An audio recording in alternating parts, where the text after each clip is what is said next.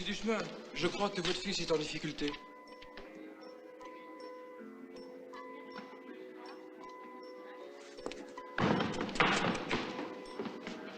Ah non! Ah non, il n'a pas le droit, hein! Il n'a pas le droit!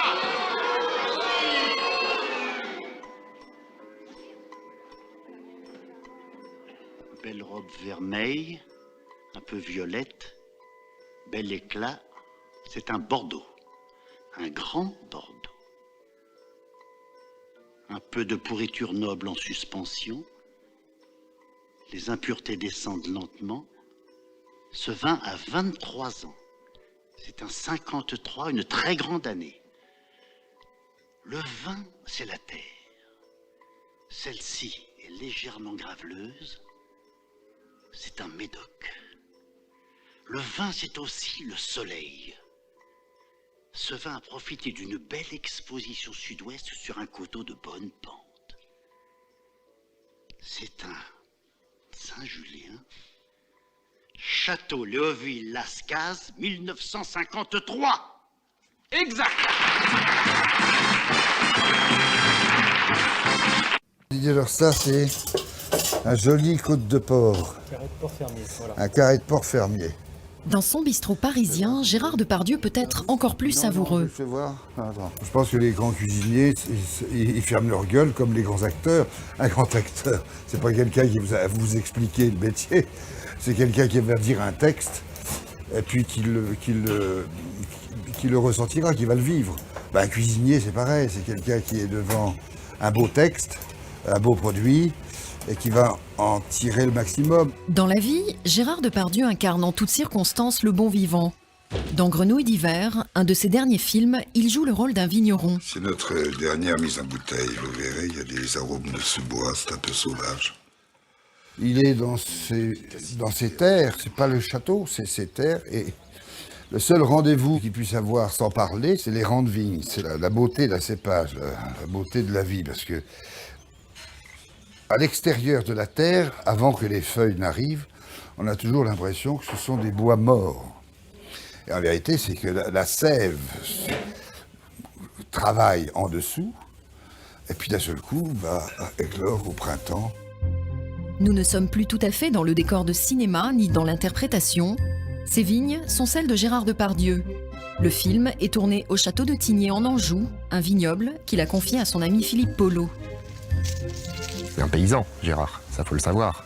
Depuis 25 ans que je le connais, c'est un paysan plus qu'un acteur. Parce que sa carrière cinématographique, je la connais absolument pas et je m'en contrefiche. Et pour moi, Gérard, c'est un collaborateur, c'est un patron aussi, parce que c'est lui qui est propriétaire de tout ça et qui gère tout ça. Mais c'est réellement un vigneron dans l'âme. En 1988, il s'installe ici, attiré par son ami Jean Carmé et par le Cabernet Franc, un cépage cultivé principalement dans la vallée de la Loire. C'est un cépage qui donne de la longueur au vin. C'est vrai que maintenant on est habitué à boire des vins jeunes. On ne boit plus les vins vieux, mais parce que aussi ils vieillissent moins bien. Alors que le Cabernet Franc vieillit très très bien.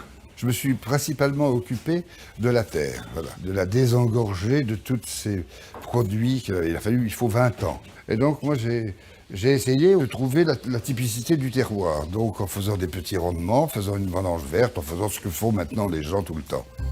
Aujourd'hui, c'est un des plus gros vignobles de la région, avec 92 hectares de vignes. L'avantage d'avoir un vignoble qui s'étend quand même sur la commune, c'est qu'on va aller chercher des terroirs complètement différents. On va être sur des faluns, on va être par endroits sur des schistes noirs. En termes de complexité aromatique après sur les cuvées, ça c'est fabuleux. Tous les sols sont bons. Simplement, effectivement, si vous avez une terre riche, il y a de l'herbe qui pousse. Alors les vignerons ne veulent pas avoir d'herbe, ils mettent du désherbant. Moi, je ne mets pas de désherbant, je laboure. Et l'herbe disparaît. Et dans les sols pauvres, dans les sols, par exemple, de la sol de la Hutte que j'ai sur le Valienne, c'est du schiste. Ça a été vraiment un gros travail pour pouvoir bien implanter cette vigne-là sur un terroir aussi sévère, puisque c'est que du caillou. La vigne, elle va chercher son bien-être au fond. Et c'est vrai qu'il vaut mieux un sol pauvre, car plus la vigne souffre, meilleur le vin est. À quelques kilomètres de là, c'est à Saumur, avec une célèbre maison, qu'il signe un vin pétillant. Son nom figure à l'affiche de la cuvée Taille Princesse. Quand il s'est dit, tiens, on va faire une cuvée tous les deux, c'est parce que d'abord, il aimait notre vin. Et puis, il dit une chose qui est géniale. Il dit, et puis, après tout, le champagne n'a pas le monopole des bulles. Le brut de Loire, il est fait avec quoi? Avec du chenin et du chardonnay, que j'ai aussi, et des pilots meuniers, comme ça, pour faire de la bulle rose, voilà. Les vins tranquilles du château de Tigné et les pétillants sont réunis dans une cave à Paris. Mais l'endroit est surtout une cave à manger où l'on cuisine la viande, car l'acteur est plutôt carnivore. On peut, par exemple, faire un steak ferré, par exemple, une bonne côte de bœuf ferrée, pour que ce soit bien grillé sur les deux parties, mais que les gens mangent des côtes de bœuf toujours trop à point. Ça ne veut rien dire. Les côtes de bœuf, ça ne peut pas être à point. Côte de bœuf, c'est bleu. Ça veut dire que c'est rouge, mais chaud à l'intérieur. Quand on voit un beau produit, on n'a pas besoin de se demander ce qu'on va faire. Déjà, le produit, je crois qu'on ne va pas faire de sauce derrière ce porc. S'il y a un très bon bar, par exemple un bar de ligne, il faut cuire ça de 15 minutes au four.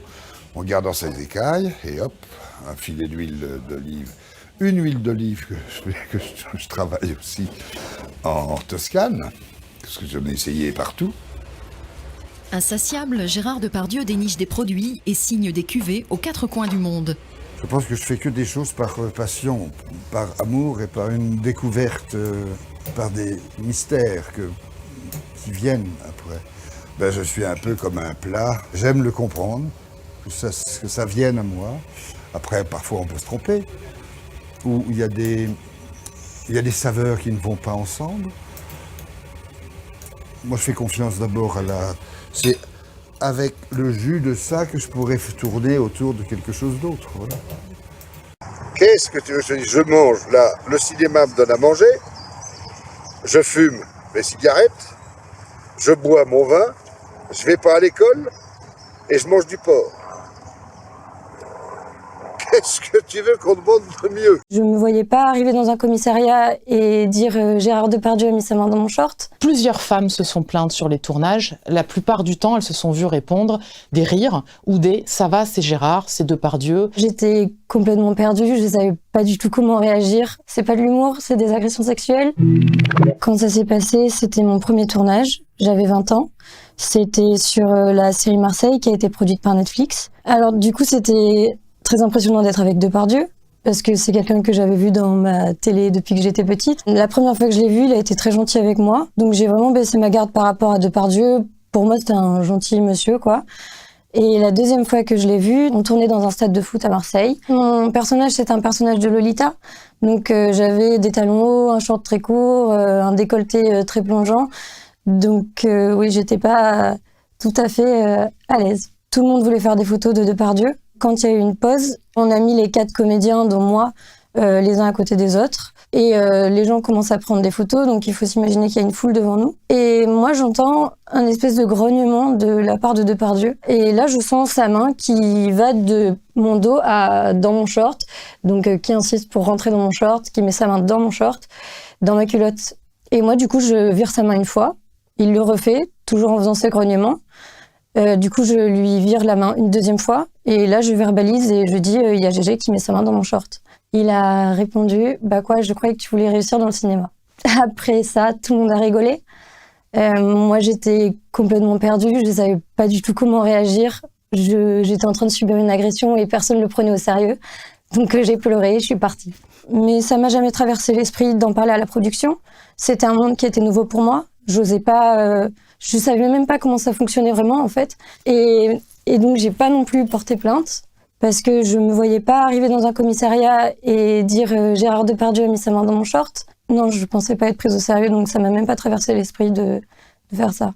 On m'a dit oh mais il s'attendait à ce que tu lui mettes une claque, c'était marrant, c'est son humour, il est comme ça, c'est Gérard, on sait comment il est, c'est pas de l'humour, c'est des agressions sexuelles. J'ai pas envie que ce genre de truc il arrive à qui que ce soit. C'est pas facile de bien parler, j'ai beaucoup hésité. Moi je fais pas ça pour être la porte-parole de cette histoire. On dit souvent oui elles veulent se faire de la pub ou elles veulent se faire de l'argent. Je suis là ni pour me faire de la pub ni pour faire de l'argent. Je veux juste faire avancer un sujet en fait. En 2018, l'actrice Charlotte Arnould a porté plainte contre Gérard Depardieu pour viol. Il est mis en examen pour ces faits-là. Depuis 2018, à Mediapart, nous avons reçu plusieurs alertes de femmes qui disaient avoir subi un comportement déplacé, inapproprié de la part de Gérard Depardieu. À l'arrivée, on a le témoignage de 13 femmes. Elles sont comédiennes, figurantes, maquilleuses, techniciennes. Elles relatent toutes la même chose. Elles disent avoir subi une main dans la culotte, ou à leur poitrine, à leur entrejambe, à leurs fesses, ou des propos sexuels obscènes répétés, ou des grognements insistants. Plusieurs femmes se sont plaintes sur les tournages. La plupart du temps, elles se sont vues répondre des rires ou des « ça va, c'est Gérard, c'est Depardieu ».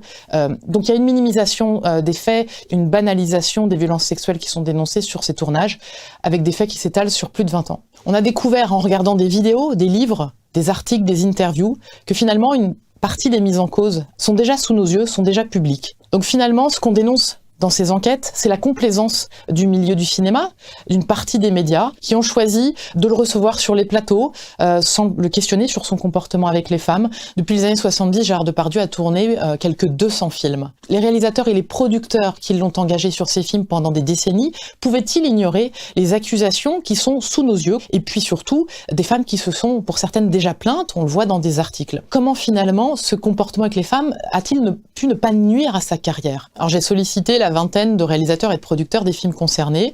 9 n'ont pas répondu. Les 11 autres me déclarent n'avoir rien vu, rien entendu, n'avoir été alertés de rien, à l'exception d'un réalisateur, le réalisateur Fabien Antoniente, qui dit avoir recadré Depardieu sur un tournage en 2011. Les victimes de Gérard Depardieu, je les ai rencontrées dans le cadre de cette enquête. Je les avais jamais vues avant. Je savais qu'il y avait beaucoup d'autres témoignages. Je savais qu'il y avait beaucoup de victimes et de témoins. Si Depardieu avait été dans n'importe quel autre corps de métier, on n'aurait jamais accepté un tiers de ce qu'il a fait.